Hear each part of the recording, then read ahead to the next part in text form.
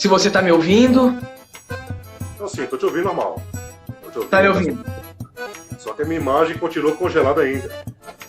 Veja se você não tá com a câmera desligada, alguma coisa assim. Não, tudo normal, tudo funciona normal aqui, tá? O som estamos ouvindo tranquilamente, o pessoal tá falando aqui. Bom, então, Geraldo, eu vou direto à pergunta. Da onde surgiu a ideia para criar o canal? Olha, Pedrinho, assim, quando eu comecei as páginas, eu comecei com uma página no Facebook. Era um grupo que nós tínhamos lá Uhum. chamado Cangaço. E eu criei, como eu estudava o assunto, eu pensei, pô, vou criar um grupo no Facebook, né, para tratar do assunto. Mas eu não esperava que tivesse tanta gente interessada no tema. Então, Sim. eu criei um grupo, coloquei algumas fotos no grupo ali, fiz algumas matérias. E do dia para a noite, 2, 3 dias, o grupo começou a aumentar. As pessoas foram Sim. chegando, né, foram entrando no grupo, solicitando o ingresso ao grupo. E o grupo cresceu do dia para a noite, né? Muita gente, muitas informações chegando. Você tá me vendo aí ou tá congelada a imagem ainda? Hã? Você tá me vendo ou tá congelada a imagem? A imagem está congelada, mas eu estou te ouvindo perfeitamente. Então, assim, então começou o pessoal chegando, aquelas pessoas foram trazendo informações, muita coisa nova que eu também não conhecia. E formou-se um Uhum. grupo. O grupo, nós fomos um dos grupos pioneiros do Facebook e chegamos a ser um dos maiores grupos do Facebook. E a partir Sim. desse grupo eu resolvi arquivar ele e fiz outro grupo. Eu tinha em plano, em mente, fazer um canal, um grupo chamado Cangaçologia, que no caso seria Estudo Cangaço. Então, como eu tinha esse plano, eu resolvi arquivar o grupo e fazer esse grupo chamado Cangaçologia e o canal também com o mesmo nome, Cangaçologia. E é Uhum. certo, né? Começou, as pessoas foram chegando, o grupo, o canal, e assim, se incentivou a gente a em busca de informação, Entendo. a pegar Uhum. essas informações também que chegavam. Antigamente, Pedro, o pessoal que antigamente pesquisava, eles tinham que fazer muitas viagens para o Nordeste, para várias regiões do país, em busca de fotos, de informações. Uhum. Com a chegada das redes sociais, isso mudou completamente. Hoje em dia eu não preciso ir lá no Nordeste, eu moro em São Paulo. Eu não preciso ir lá no Nordeste buscar informação. Aqui, através de uma rede social, eu converso com a pessoa lá, eu entrevisto ela, eu interrogo, Uhum. ela me manda documentos, fotos, informações. Claro, é muito bom você conhecer os locais, os Sim. acontecimentos. Muito bom você ir lá e conhecer. Mas tem essa facilidade hoje em dia que nós temos hoje em dia, que as pessoas antigamente não tinham. Não tinham. Antigamente tinha essa Uhum. dificuldade. Se você quer conhecer alguém, entrevistar alguém anos atrás, você tinha que mandar uma carta, esperar a vontade da pessoa que estava lá respostar, fazer uma viagem para o Nordeste. As informações eram muito, muito difíceis de serem encontradas, diferente de hoje em dia. Totalmente, Entendo. totalmente fácil. Você, Uhum. as pessoas te procuram para passar informações. Hoje, grande parte Uhum. do lugar, não são métodos nossos, não. Nós apenas Sim. publicamos as informações que chegam. As pessoas, Sim. parentes de cangaceiros, volantes, coiteiros, vítimas do cangaço, essas pessoas nos procuram, trazem informações. Então, assim, eu procuro, na medida do possível, Pedro, fazer um filtro, filtrar Uhum. informações e, assim, não estou imune ao erro.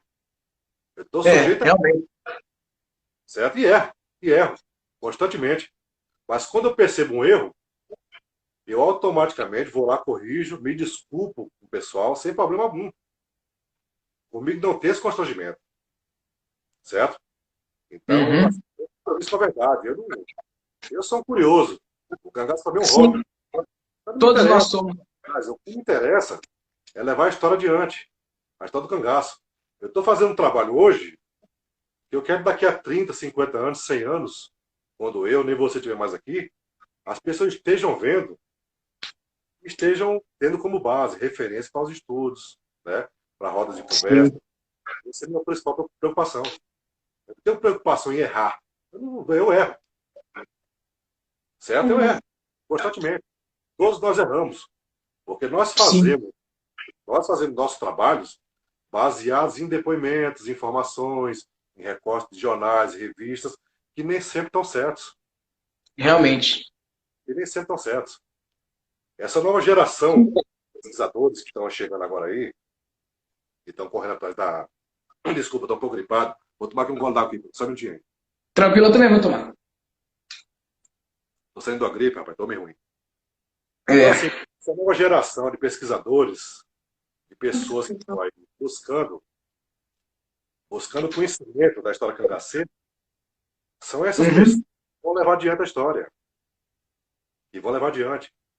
Aquele conhecimento de pessoas que lá no passado, a exemplo de Antônio Mauri, Frederico Pernambucano de Melo, aliás, Frederico Pernambucano de Melo, Aglai Lima de Oliveira, o padre Frederico Bezerra Maciel. Essas pessoas lá do passado, eu posso citar mais aqui Magé Lucena e Laro Luquete, pessoas que lá no passado se preocuparam em resgatar a história, Sim. se comprometeram, foram lá buscar, foram em campo em busca da história, nós devemos a essas pessoas todos os méritos. Pelo menos a grande maioria, daquilo que nós sabemos hoje em Sim. dia. Correto? Ó, Porque hoje Geraldo, só... vamos, Oi, vamos então à primeira pergunta, pode ser? vamos lá, vai lá. A primeira pergunta é do Eduardo. Geraldo, quais temas mais relevantes da pesquisa do cangaço e quais as principais lacunas? Olha, rapaz, na verdade, o tema principal para mim, todo ele é principal, importante. Sim. Não tem um tema assim com menor importância. Teve algum tema, algum evento, algum combate, né, que houve grandes feitos, a exemplo de Serra Grande, Serrote Preto, Maranduba, entre outros combates, se destacou alguns acontecimentos, como posso falar, o massacre da família Salina, da É, Salina, né, Jeremoabo, família Gilo, algumas castrações, mutilações de pessoas, espancamentos, torturas, não só cometidas por cangaceiros, mas também pela por polícia. volante também. Certo? A violência era algo normal para a época. A Uhum. violência fazia parte do cotidiano nordestino.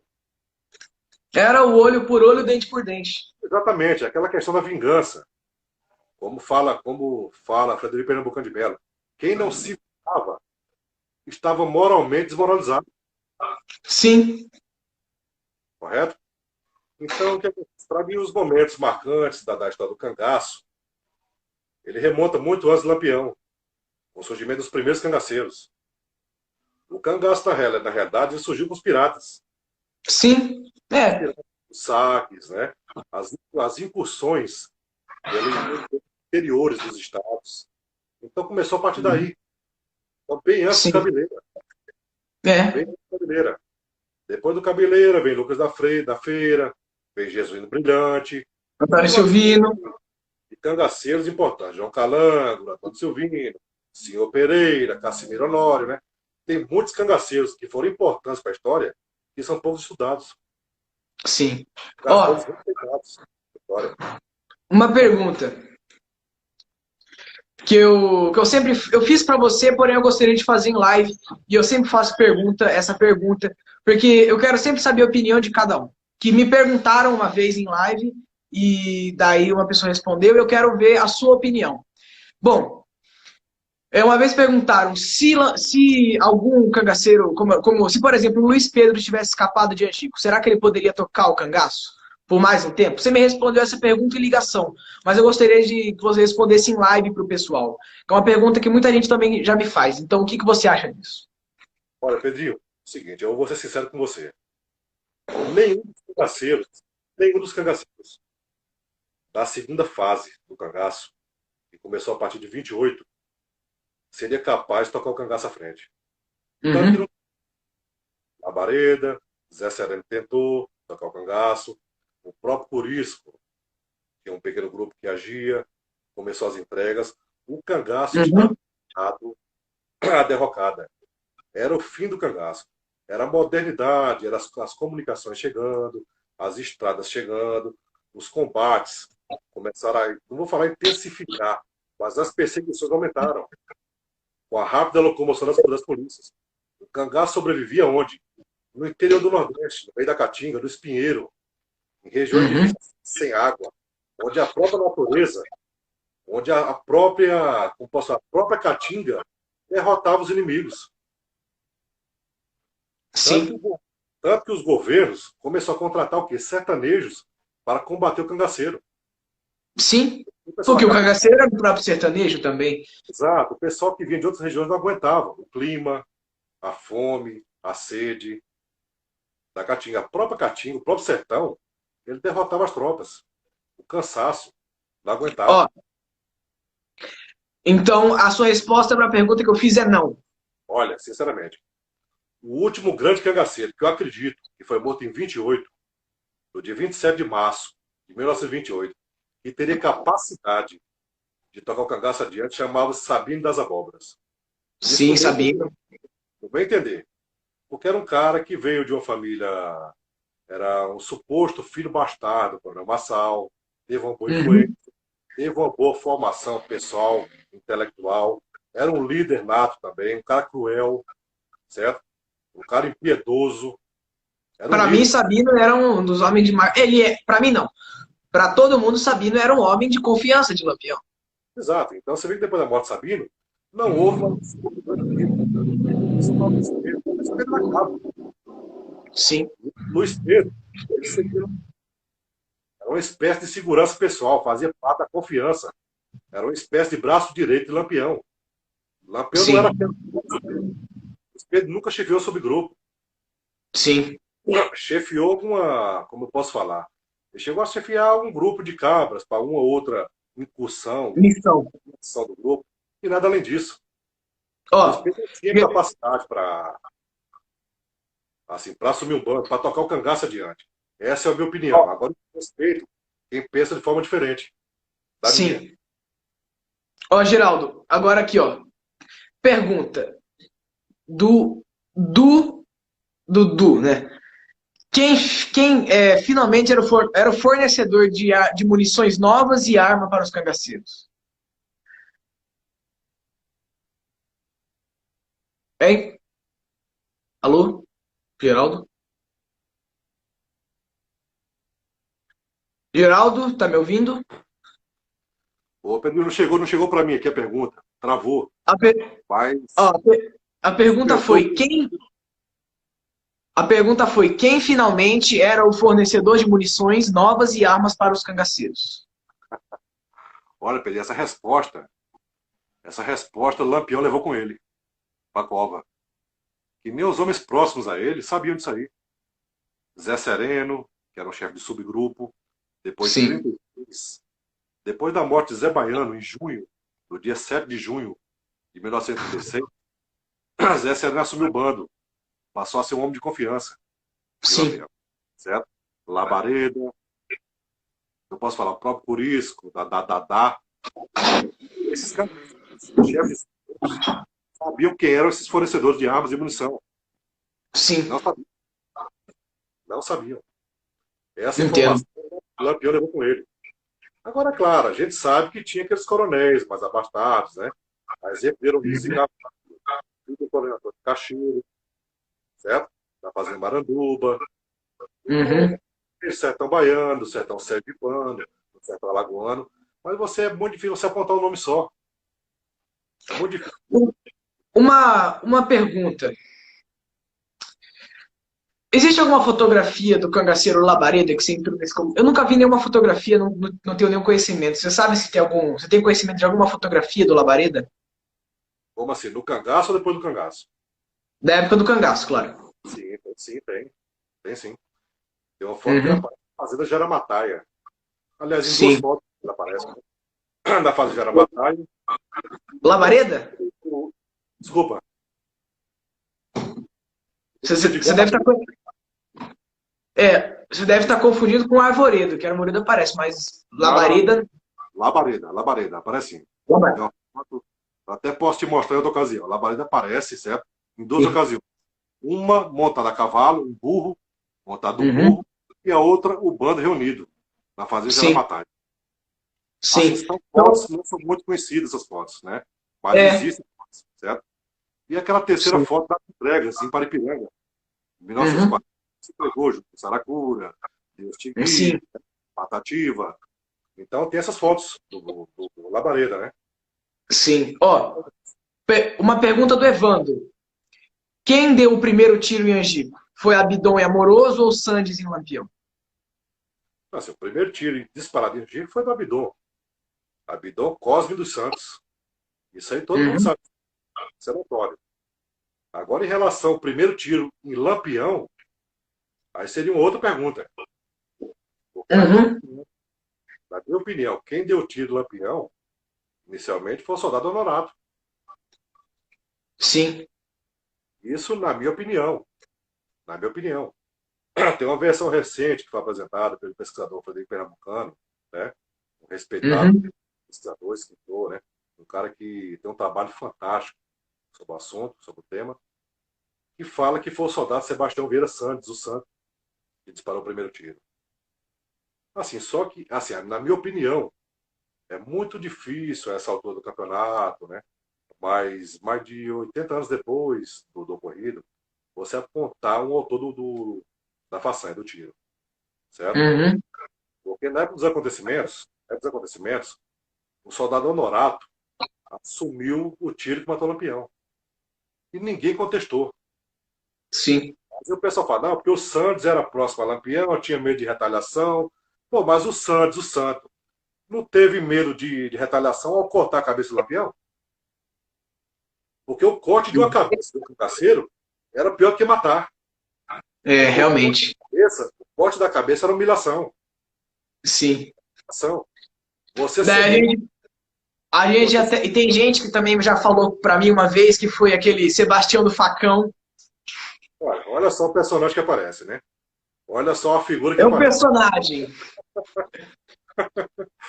Então, assim, o cara chegou, rapaz, um repórter foi lá no Paraná, achou esse senhor dizendo que matou o Lampião, cortou a cabeça do Lampião, matou Maria Bonita, apareceu um personagem chamado Cobra Seca, E e Corisco, por isso, matou todo mundo, cara, né? Todo ele mundo. e cortou a cabeça ainda. Então, assim, rapaz, na verdade, rapaz, são essas figuras caricatas. É uma figura caricata. Esse sim é uma figura caricata que aparece, né? Então, as pessoas que não têm conhecimento sobre a história, abraça, pega um assunto desse, coloca em livro, faz um documentário. Uhum. Olha só o tanto de curtida, de visualizações É, que tem esse documentário. é, Quantos compartilhamentos? Quantas pessoas que desconhecem a história e estão tendo a ver a história do São Sebastião como verdadeira. E vai passar a sim. comentar isso onde for. Onde for, vai comentar esse assunto. Certo? Esse é o problema. Assim, É, nós também erramos também. O meu canal sim. erra, eu erro. Eu erro também. Certo? O pesquisador, Pedro, cabe ao pesquisador não saber de todas as respostas, mas saber onde encontrá-las. Uhum. O pesquisador, Ó, ele sabe onde encontrar a resposta. tem outra pergunta que o Bosco fez, que é uma pergunta também muito feita. Manda aí. É verdade que o tenente João Bezerra jogava baralho com o Lampião? Olha, Pedro, esse assunto aí foi levantado pelo coronel Audálio Tenório de Águas Belas, que falou por sinal em depoimento, né, que achava graça, que a cara dos dois amanhecia preta da fumaça da lamparina, do lampião, né, da fumaça. Então essa conversa surgiu lá. Pô, mas nunca nem o cangaceiro comentou isso. Sim. Nenhuma pessoa comentou esse assunto. Somente Uhum. o coronel Audálio Tenório. Só. Eu desconheço. Eu posso estar errado, mas eu desconheço esse assunto. Sim. Eu acho pouco provável. Onde é que foi esse jogo? Lá em Pernambuco? Onde era esse jogo? Onde é que ficava o volante dos soldados do Tenente João Bezerra para ir lá jogar no Lampião? Será que o Tenente João Bezerra seria tão ingênuo de ir sozinho até um bando de cangaceiros para jogar baralho? Ou É, será que ele ia com a tropa jogar baralho com o Lampião? Ou será que o Lampião também é sozinho, também tem um monte de volante, de soldado? As coisas que é. tem muita coisa no cangaço que se você usar inteligência, você não precisa nem conhecer a história. Mas se Uhum. você usar a sua inteligência, você vai definir. Essa história não tem fundamento. Sim. Ó, outra pergunta que fizeram é que quando mais ou menos que os irmãos Ferreira começaram a criar desordens. Começaram com as desordens deles, com brigas, tanto com a briga com o vizinho Saturnino, quanto com os primeiros contatos com o banditismo. Olha, pai, na verdade, Pedrinho, assim, é muito assim preciso uma data exata, de princípio, né? Fala-se em 1915, 1916, quando começou as primeiras desavenças, né? Entre os irmãos Ferreira e Zé Saturnino, Sim. certo? Então, essa desavença gerou vários conflitos, conflitos armados, antes começou com estudos, provocações, até gerou um conflito armado. Chegou ao Sim. ponto, chegou aquela versão que todo mundo conhece. Zé Ferreira mudou dali, foi lá para o Poço do Negro. Do Poço do Negro, que ficava perto do povoado de Nazaré, né? Surgiu uma contenda entre os Ferreiras e os moradores de Nazaré, certo? Uhum. Zé Saturnino quebrou um acordo com os Ferreiras de não ir a Nazaré, que ele foi lá fazer uma cobrança do dinheiro que um cara devia para ele, certo? E começou assim, a aumentar, eu posso falar assim, a desavença, a inimizade entre eles. E o resto é só Uhum. da Lagoas, né? A morte da mãe de Lampião, a morte do pai de Lampião. Então foi por aí, mais ou menos 1915, 1916, o início, né? Agora o início Sim. exato, ninguém sabe. Muito difícil. Outro levantamento que fazem sobre angicos, que também me perguntaram, que de novo envolve o cangaceiro Luiz Pedro. Você acha que Luiz Pedro para voltou para morrer junto com o chefe, conforme a promessa que ele supostamente havia feito? Que ele voltou porque Maria Bonita chamou? Ou porque ele voltou para pegar o dinheiro que Lampião tinha? Olha, Pedro, essa é outra resposta muito difícil também de dar, certo? Porque só que quem sabia o que estava na mente, passando na cabeça naquele momento, era o Luiz Pedro. Você acha que no tiroteio, dezenas de homens atirando, trocando tiro, Maria Bonita com um tiro nas costas e outro na barriga. É, justamente. Como ela ia Teria conseguir força, gritar? teria força para gritar para o Luiz Pedro e Luiz Pedro ouvir, Luiz Pedro pensando, tentando salvar a própria vida, certo? Agora, tem várias versões sobre o assunto. Recentemente estava vendo uma entrevista com José Muti de Almeida, que foi comandante de Forças Volantes Baianas, e no depoimento ele fala o seguinte, ele fala que o cangaceiro Moita Brava, que pertenceu ao grupo de Moreno, Uhum. conversando com ele, falou que viu o cangaceiro Luiz Pedro na hora do combate. E Luiz Pedro furou o cerco, que na verdade não foi um cerco, né? Foi um É, semicerco. O Luiz, porque o Luiz Pedro saiu do epicentro do tiroteio e falou para ele, para esse Moita Brava, que ia voltar para cumprir a promessa que fez para Lampião. Assim, eu, no meu entender, eu acho pouco provável. Seria mais sim. fácil sobreviver, juntar os cangaceiros e fazer um revide na polícia. Não voltar para É. morrer, certo? Não voltar para morrer. Se eu não me engano, Balão falava que Luiz Pedro voltou para pegar o dinheiro, as latas de ouro de Lampião também. Não, mas será que o Luiz Pedro saiu gritando que ia buscar o dinheiro? Ou será que o Luiz É. Pedro saiu gritando que ia honrar a palavra que ele deu lá em 1926, 27? Né? O que nós sabemos é que ele morreu. Exatamente. Algumas respostas, Pedro, vão permanecer para sempre sem respostas. Algumas perguntas, Sim. aliás. Certo? Jamais vamos obter respostas. São impossíveis de dar. Tudo são Ó, suposições. O que eu estou falando aqui, o que eu estou falando é suposição. Não passa de suposição também. Eu não sei. Ninguém sabe. Só quem sabia era ele. E levou a resposta. pro túmulo. O túmulo. Ó, outra pergunta. Benjamin Abraão sabia de muitos segredos de Lampião? Eu acho que não. Mas essa é a pergunta. Que também é uma pergunta que é muito difícil de responder, né? Olha, Pedro, mas muitos segredos eu acho difícil. Porque nem as pessoas próximas da Lampião sabia dos segredos, Dos- dos movimentos, dos contatos, né? E assim, o Benjamin Abraão, assim, ele esteve com o Lampião em 3 ocasiões. Segundo o pesquisador Antônio Amauri, foram 3 ocasiões. Segundo a Amauri, foi 35, 36 e 37. Foram 3 momentos. Né? Então ele teve contato, ele assim, presenciou o dia a dia do bando, a rotina do bando. Assim, não, assim que eu saiba, ele não presenciou nenhum combate do bando Lampião. Uhum. É tanto que ele pediu o bando fazer a simulação de combate para ele registrar, conforme estão gravadas, né? Naqueles 14 Uhum. minutos de gravações que ele fez, que restou das filmagens que ele É, fez. Então, eu não, imagino cada coisa maravilhosa que devia ter. se você for analisar, veja depois teve com o Lampião em períodos que o Lampião estava em coitos, estava escondido. Um momento, posso falar, um momento de paz, um tempo de calmaria.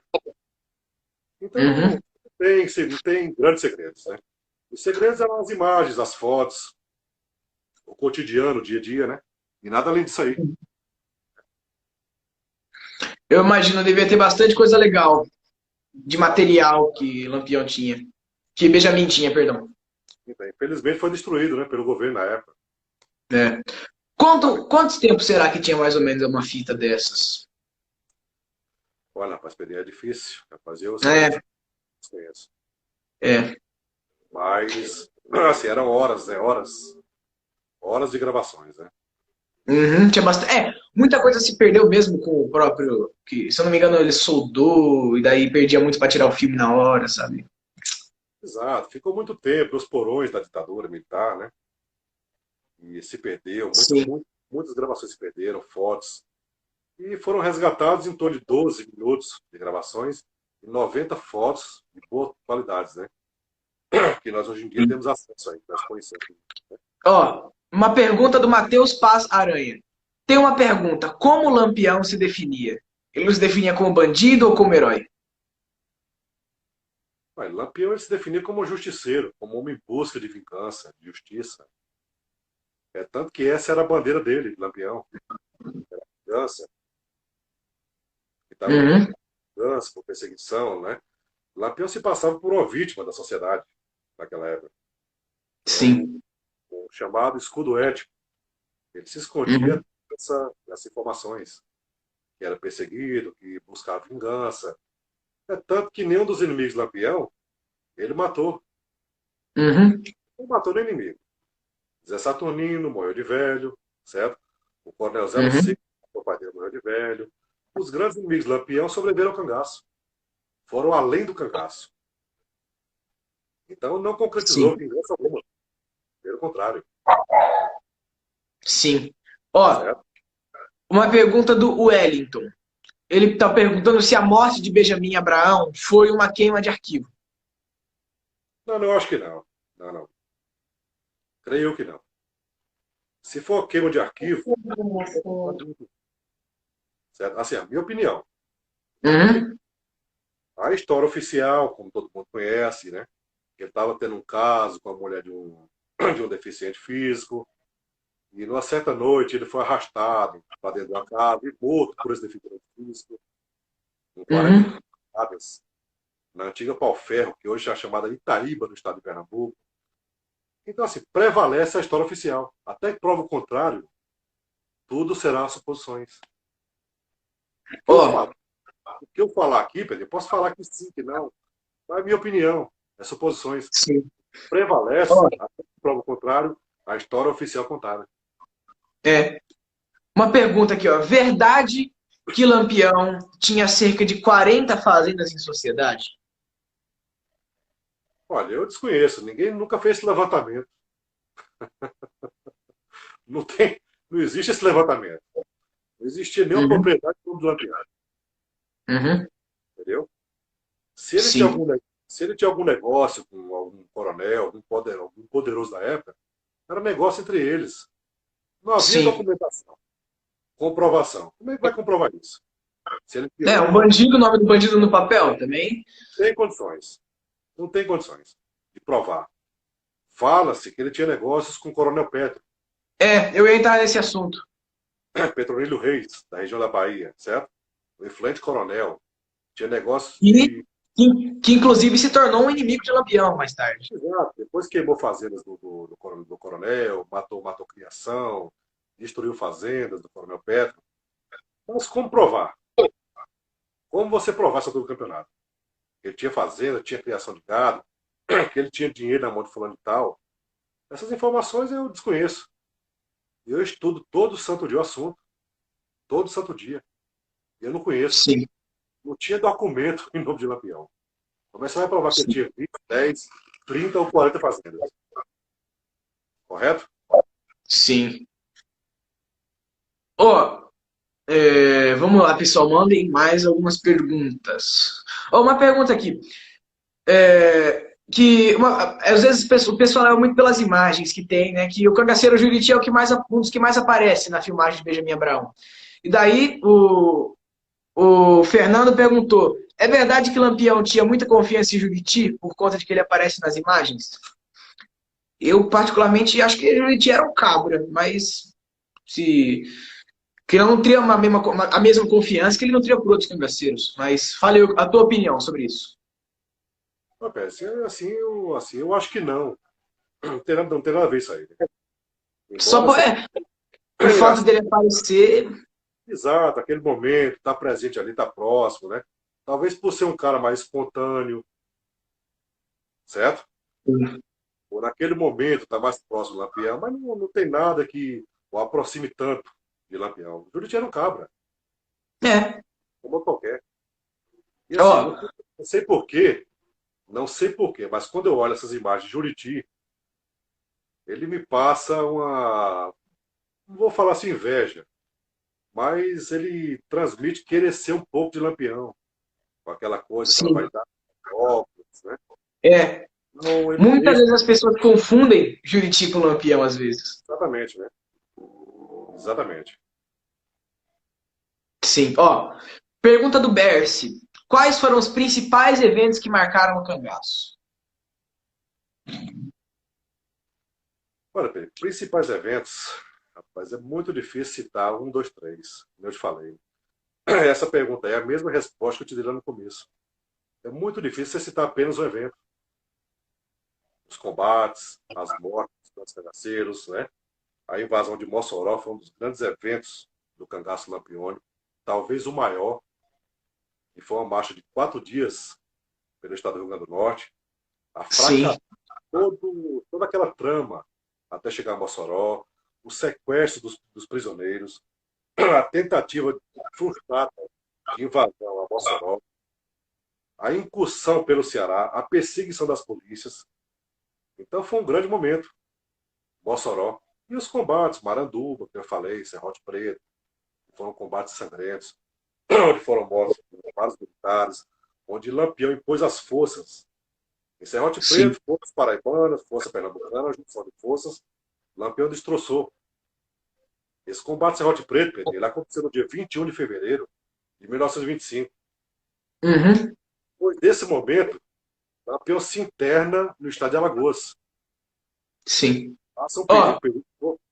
inclusive, eu quero mandar um abraço pro Berce, né, que é um amigo meu, um dos meus melhores amigos que tá na live, o Fonsade também tá, o Gama, meus amigos estão aqui na live, ó. Mas vamos para a próxima pergunta do Diogo. É verdade que a relação entre Lampião e Corisco já estava abalada no episódio de Angicos? Olha, tudo indica que sim. Tudo indica que sim. Inclusive, começou a estremecer a relação do Lampião com o Corisco desde o evento com o Bem-TV, Sim, lá, lá em... lá em 34. Que acarretou na morte de Lídia, que todo mundo sabe, nós sabemos. Então começou a estremecer desde aí, nesse momento. Mas Entendo. já havia estremecido. Havia estremecido devido a alguns acontecimentos, que Lampião não concordava em relação ao Corisco. Eu imagino quando dois caras daquele jeito discordam de alguma coisa, né? Exato. Só que Lampião precisava de Corisco e Corisco dependia de Lampião. Entendeu? O eventual, Uhum. eventual ataque, o eventual combate. Tanto é Ele, que quando o Lampião morreu, Corisco foi, sabe? O grupo dele mingou em questão de 2 anos. Não entendi, Pedro. Não entendi. Tanto é que quando Lampião morreu, Corisco foi de mal a pior. Sim, exatamente. Não só por isso, como todos É, os como todos, é. demais subgrupos, né? Foram de mal a pior. Começou o fim de uma era, era o fim de uma era. Exatamente. Então a pessoa fala, porque os cangaceiros estavam anistiados. Não, negativo. O governo concedeu um período de anistia. Os Uhum, cangaceiros que se entregassem durante aquele período seriam anistiados. Passou aquele período, não se entregou, passariam a ser foragidos da justiça. sim. Novamente. Tanto que os cangaceiros, a exemplo de Labareda, Dadá, que foi em 1940, os cangaceiros que foram presos após esse período foram cumprir pena em regime fechado. Uhum. Labareda cumpriu pena, Saracura cumpriu pena, Deus te guie, cara, né? Vários outros cangaceiros cumpriram pena, porque não se entregaram no período das entregas. E foi um Ó, principal momento. uma outra pergunta aqui do Alec, que também é sobre a relação de Lampião e Corisco. É verdade que houve um problema na relação entre Lampião e Corisco por conta do Volta Seca? Olha, teve um fato aí que, segundo consta na literatura cangaceira, que Volta Seca agrediu uma senhora numa casa. Agrediu, xingou. Assim, sempre o assunto, sempre tem uma versão ou outra. Varia, né? Uhum. Na Volta Seca agrediu a senhora, outra versão fala que ele xingou, né? E por isso deu um murro em Volta Seca. E Lampião disse na ocasião que não admitia, né, que ninguém batesse em cabra dele, em homem do bando dele. Houve uma diferença ali, um, um ligeiro desentendimento, por isso que ele. E Sim. ficou dito pelo não dito. Ok. Esse tipo de Ó, coisa, outra pergunta do Giovassi aqui, ó. Lampião vendia armas e munições para os subgrupos? olha, ao que consta, sim. Segundo informações dos próprios cangaceiros. Tem alguns depoimentos na internet aí, você no YouTube. Sim. Correto? Correto. Fornecia o armamento e depois cobrava. A munição Uhum. cobrava. Mas, Pedrinho, no cangaço não existia regras. Dependia muito do momento, de quem estava entrando. Dependia muito do momento. O cangaço era um negócio. O cangaço Sim. era um negócio. Para você ver que vários cangaceiros, no período das entregas, falaram que entravam no cangaço para quê? Para arrumar dinheiro. Para fazer o É. dinheiro, né? Arrumar alguns cobres, como eles falavam na época. Era um negócio. Então, se você vai entrar no negócio, você tem que ter a sua ferramenta de trabalho. Que era o fuzil, que era um rifle.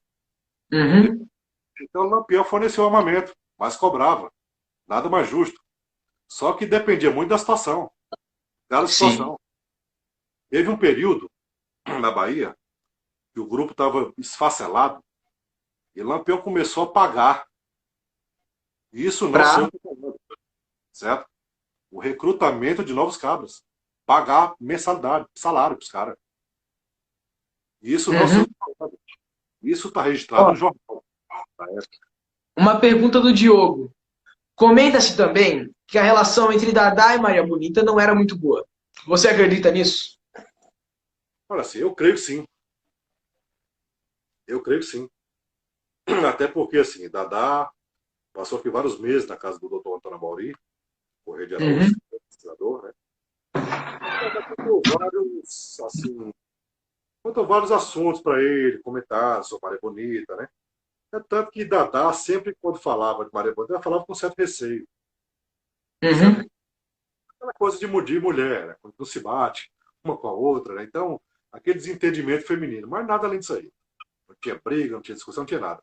Era só aquela desavença. Talvez até uma disputa de poder, de território. Uhum. Sim. É. Eu imagino que elas deviam ter justamente isso, porque cada uma era mulher de chefe de grupo e queria disputar quem tinha mais coisa, não sei. Exato.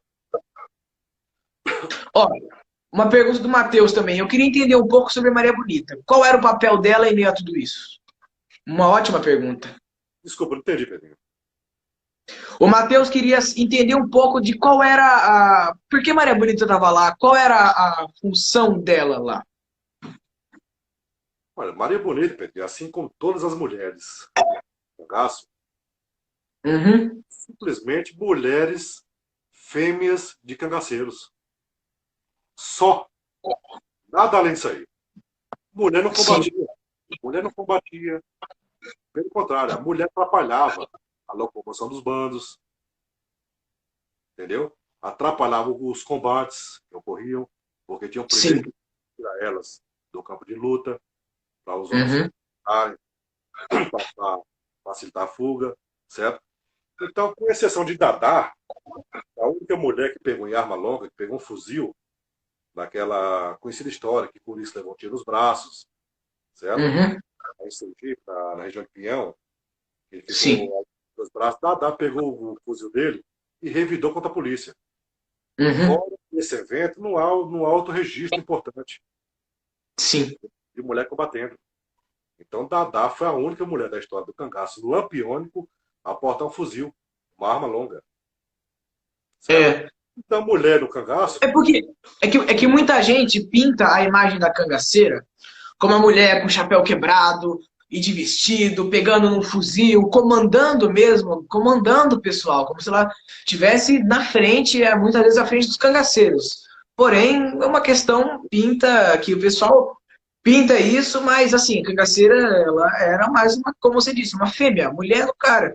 E atrapalhava nos combates. E tanto é que, não sei, talvez, pode ser uma coisa que pode ter influenciado, Balão mesmo falava isso, que, se eu não me engano, era Balão, que a mulher, depois que entrou a mulher no cangaço, tudo começou a dar errado. Eu acredito um pouco nisso, não sei, talvez se tivessem apenas homens no cangaço, é, talvez, não sei se ele duraria mais tempo, mas como a gente já conversou ontem, né? A ordem para acabar com o cangaço já tinha sido dada no Palácio do Catete. exato. Mas não sei se a mulher influenciou em alguma coisa para esse fim aí. Então, assim, Pedro, na verdade, a mulher, com a entrada das mulheres no cangaço, diminuiu os confrontos. Diminuiu os confrontos. Então, os homens se preocupavam mais em quê? Estar em coitos, estar escondidos, Uhum. entendeu? Então, diminuiu os confrontos diretos, os ataques. Então, Sim, amenizou os crimes. Aquela questão do estupro, que era constantemente praticada, diminuiu. sim. As cabras, quando estavam perto do bando de lampião, não praticavam. Mas quando se ausentavam, praticavam estupros. Olha só o caso de Azulão, em 33, na Lagoa do Lino, que praticou vários Uhum. estupros na região, Sim. certo? E já tinha mulher no cangaço, inclusive mulher no grupo dele. A própria, se não me engano, Maria de Azulão.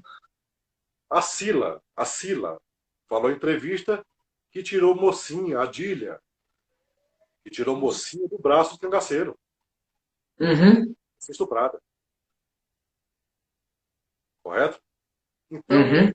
então não, assim, não havia uma regra no cangaço. Não havia regra para nada no cangaço. O que as pessoas falam que Lampião, tem até em livros, que quando Lampião determinava que não era para cometer nenhum tipo de estupro, crime em determinado lugar, e a pessoa desrespeitava, Lampião matava a pessoa. Você acha que isso faz sentido? Olha, que nem eu acabei de falar, para tudo não havia regra. Lampião matou Uhum. Sabiá, matou um dos sabiás na Bahia, Matou o coqueiro. matou Coqueiro por ter denunciado o caso de Bentivi de Lídia, lá em 34, certo? Então, mas só que outros casos passaram desapercebidos por ele. O sertão Sim. vasto, sair para excursões, para outros estados, Uhum. outras regiões, né? E por lá praticavam. Sim. Ninguém sabia quem era. Se era cangaceiro, se era polícia, quem era. Todo mundo se trajava igual. Você chegava Sim. no sertão daquele, lá no meio do mato, no meio do nada. Ela chegava, invadia, estuprava pronto. Ninguém nunca ia Uhum. passar para tirar a prova, para saber se foi, se foi. Realmente. Então, muito difícil provar. Não é, assim, tudo tinha sua exceção. Tinha cangaceiro ruim, tinha volante ruim, tinha volantes que matavam, assassinavam, esquartejavam, mutilavam, estupravam. tinha um cangaceiro também, que fazia o Uhum. só que não era uma regra. Não era É, regra. Não era todos que estupravam. sim. Alguns combatiam no combate ali, ela combatia, mas não eram cruéis. Alguns não, eram sanguinários, eram caras bem assassinos. Como pessoas extremamente perigosas, né? Como Moreno, como Gato, Exato, Canário, Paulo, Zé Baiano. Canário, o próprio Juriti. Sim. É pessoas O perigosas. Canário, o Canário, pelo que a Dília contou uma vez, que o Canário pegou no pescoço dela, achou que ela estava tendo um caso com alguém, pegou no pescoço dela, sabe? Tava estrangulando ela. Daí ela gritou pro Chechel ajudar, o Chechel não percebeu. Daí ela gritou pro Delicado, o Delicado foi lá e salvou ela, senão o Canário matava ela. Então, nessa ocasião, eu lembro que a Dília falou que ele estava com ciúme de Zé Sereno. É. A Dília fala isso aí na entrevista que tem aí, né? Que ele estava com ciúme de Zé Sereno. Então é assim, rapaz, eu te falar a você, rapaz, as mulheres do cangaço, elas se viam com uma espécie de ornamento do cangaceiro. Eram fêmeas e cangaceiras. Aquela coisa da mulher guerreira, da lutadora, da batalhadora, isso é coisa de Uhum. romance. Ficção. Sim. Ó, uma Lamentavelmente, pergunta do Adalto. Geraldo, você acredita que Dona Expedita é a única filha viva de Lampião? olha, rapaz, assim, comprovadamente, sim. Mas eu acredito que tem outros filhos do Lampião, né? Ou já existiram outros filhos do Lampião. Lampião é um homem novo, viril, um cara que via na Caatinga, um cara que se relacionava. Num período que não Uhum. havia nenhum tipo de, como posso falar, um tipo de preservativo. Sim. Tá? Então, Lampião tem vários casos de mulheres no sertão. Tanto é que surgiu agora recentemente o assunto de Dona Luzia, Dona Luzinete, Dona Luzinete José dos Santos. Dona Luzinete, ela nasceu no dia 13 de dezembro de 1925.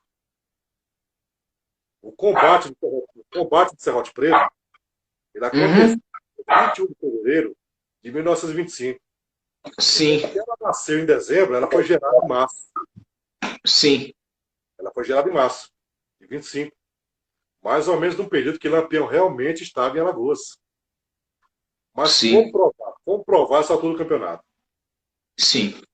Vamos buscar a verdade, a não ser o exame de DNA, para saber a verdade. Então, assim, a Dona Luzia, tudo que ela quer é saber a verdade, só isso aí. Ela quer saber a Sim. verdade sobre a paternidade dela. Ou se alguém enganou ela toda a vida. Porque sempre falaram para ela que ela era filha do Lampião. Assim como também o seu José Alves dos Santos, da Bahia, da região de Paulo Afonso, ainda vivo até hoje, que espera por uma resposta, também o resultado de DNA, para saber a verdade sobre a sua paternidade. Essas pessoas só querem saber a origem dela, somente. Só, entendeu? Sim. Ó, Elas não têm. uma, a pergunta do Alec é uma pergunta muito boa. Sobre o combate na Serra Grande, você acha que o número de mortos por parte das volantes foi maior do que o divulgado? Olha, creio eu que sim, Pedro. Creio eu que sim. Até porque fugiu muito soldado baleado daquele mato. As pessoas da região eram ossadas por lá, tempos depois, naquela região. Foi uma união de vários volantes ali, uma junção de vários soldados.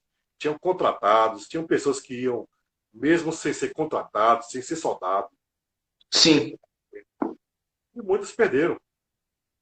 Quando eles se viram ali emboscados, encurralados pelo Lampião, dissolveu o grupo. Então foi um salve quem puder. Sim. Salve quem puder. Então, assim, eu acredito que tenha sido mais pessoas. Embora não possa Uhum. provar. Embora não tenha como provar. Mas eu creio que É, sim. eu também. Porque pensa, tanto soldado que tinha, aproximadamente 300, né? Tanto soldado que tinha, cercado por um número relativamente grande de cangaceiros, em posições estratégicas, num cerco. Você acha que ia ter só aquele número que foi divulgado? Então, assim, muito, muito difícil, Pedro. Muito difícil não ter morrido mais soldados. Qual foi o número divulgado mesmo? Se não me engano, era Então são 10. 8. 10. 10 soldados que estão enterrados na região lá. Isso, Sim. se eu não me engano, foram 10. Isso Eu oficialmente. entendo. Uhum. Assim, mas eu quero acreditar, possa ser que eu esteja enganado. Mas eu quero É. acreditar que tenham morrido mais pessoas. E também a gente também tem que levar em consideração uma coisa, né? Contam que falam que Lampião ele falou para que baleassem apenas a Bolândia, focassem em balear, porque quando você atira num homem tem que ter dois para tirá-lo do local do combate. O que você acha disso? Também faz sentido? Olha, eu acho muito difícil. Ordem para balear, só para balear? A ordem é para matar. A ordem era matar. Tanto que morreu muita gente. Sim, No combate não tem só para só balear. Essa história sim, não tem fundamento. Não tem fundamento. Como é que você vai falar para um soldado seu, para um combatente seu, não, não mata não, só baleia os caras. Você só atira para balear, não mata não. É que nem eu falei, você tem que usar inteligência para discernir essas informações. Porque não tem lógica. realmente, Não tem lógica. entendo. Ó, aqui o Jorge falou 10 mortos e 30 feridos. Eu acredito que o número foi maior. Pois é, assim, o Jorge está falando em relação aos números oficiais. Números oficiais. Eu acredito que tenha sido maior. É mais ou menos isso aí. Mais ou menos isso aí. Só que há a possibilidade. Possibilidades, Pedro, possibilidades, a gente nunca pode descartar. Certo? Para quem pesquisa história, você nunca pode bater o martelo. A não ser Sim, que você realmente tenha certeza absoluta. E realmente tenha acontecido, né? Os números oficiais foram esses que o Jorge passou aí. sim, Certo? Mas dois números exatos, 10 e 30, é muita coincidência, não é? É. Dois números exatos, 10 e 30. Para você ter uma ideia, até hoje, a confrontação de informações em relação ao número de combatentes. Sempre falam numa proporção de 4 volantes para um cangaceiro. Para um cangaceiro. Certo? É 320 para 80, 360 para 90, 400 para 100. É sempre uma Uhum. proporção de 4 para 1. Agora eu te pergunto, se nem o número de mortos, que a gente cogita, que talvez não se saiba, não é talvez Uhum. preciso, como se vai chegar a esse outro número? É. Se alguém tiver resposta, me dê, porque eu não tenho essa resposta. Sim. Certo? É porque assim, Pedro, na verdade, Pedro, toda a história do cangaço, a turma sempre se encarrega de intensificar os feitos, de engrandecer os Sim. atos, né, os feitos. E é por isso que nós vemos hoje em dia, Pedro, esse romantismo, essas fantasias, essas ilusões que sempre aparecem, né? E Ó, aí, agora uma pergunta do Sandro. Quem atirou na perna de Dadá? tem o quê? Quem atirou na perna de Dadá? Olha, Pedro, mas eu nunca vi essa resposta em local nenhum. Nunca vi. Em Corisco, todo mundo sabe que ele foi metralhado pelo soldado Murundu. Uhum. Assim, possa ser que eu não tenha encontrado essa resposta ainda. Uhum. Possa esteja em algum livro que eu não li ainda. Eu já li mais de 300 do assunto. Só que possa Sim. ser que eu não tenha lido sobre esse assunto específico. Mas eu desconheço o autor do tiro na perna da Dá. Até É. porque, até porque era uma equipe de cangaceiros, de soldados, atirando ao mesmo tempo. Uhum. E ainda numa distância relativamente considerável. Exato. E o foco, o alvo, era por isso. O alvo era por isso. Ele era o alvo. Então, assim, eu nunca vi essa informação. Possa ser que ela exista em algum livro, ou algum local por aí, que eu não tenha lido ainda. Mas Sim. eu desconheço essa informação, né? Se alguém tiver para me Ó, passar, eu agradeceria que me passasse. o Sandro falou que dizem que foi o tenente José Otávio de Sena, em Miguel Calmon, Bahia. Exatamente, né? Dizem, né? Dizem. E aí? Quem foi? Porém, né, tem tanta gente que diz que fez tal coisa. Agora, sim, se está registrado, está documentado, está, não posso falar, em alguma ocorrência, em algum documento militar, algum livro registrado, então a gente tem que, até que desconheça a verdade sobre o assunto, a gente tem que levar em consideração aquele que foi informado. Sim. É. Eu O particularmente, documento assim, oficial, por enquanto, é. né? Essa coisa de Sim. dizer, falaram, é bem difícil. A gente pega as informações por aí que eu falo. A gente tem que confrontar as informações e apresentar provas. É muito difícil, né? É muito difícil. Assim, eu espero que o Sandro esteja certo. Que realmente tenha sido só do Sargento Senna, que realmente é atirado, né? E que a gente consiga elucidar mais esse acontecimento. Mas eu acho pouco provável. Pouco Ó, provável. e é, o Sandro perguntou onde Corisco foi enterrado. Então, por isso que ele foi enterrado inicialmente em Miguel Calmon, da Bahia. Uhum. Depois de um certo tempo, sabe aquela velha história, o pessoal foram lá, retiraram a cabeça de Corisco, levaram o braço direito para Salvador, onde ficou exposto por vários anos, a cabeça e o braço direito de Corisco. E depois de um certo Sim. tempo, a Dá esteve lá, em Miguel Palmon, e ela fez a exumação dos ossos e levou para Salvador, finalmente. Uhum. Onde permaneceu lá até, como todos sabem, depois foi cremado, foi retirado pelo seu Silvio Bulhões, filho de Curisco, né? E os restos mortais foram cremados. Então essa é a história. Né? Foi enterrado inicialmente em Miguel Camões, na época Sim. da Bahia. Uma pergunta. Por que que as cabeças iam para é, locais médicos, sabe? Institutos médicos, as cabeças iam para ser estudadas. Por que a questão de muitos quererem estudar as cabeças? E também, porque naquele tempo existia aquela velha teoria de Lombroso, que, que eles se baseavam que as atitudes dos criminosos derivavam do formato da cabeça do crânio. Sim. Um dos grandes pesquisadores a respeito do assunto foi o Estácio de Lima, da Bahia. Tanto é que Ó, as cabeças. Só, Geraldo, só concluir. falta 20 segundos para terminar a live. Pô, mas que pena, hein, rapaz? O assunto tá tão Ó, bom. últimas palavras, últimos 15 segundos. Fale aí pra gente.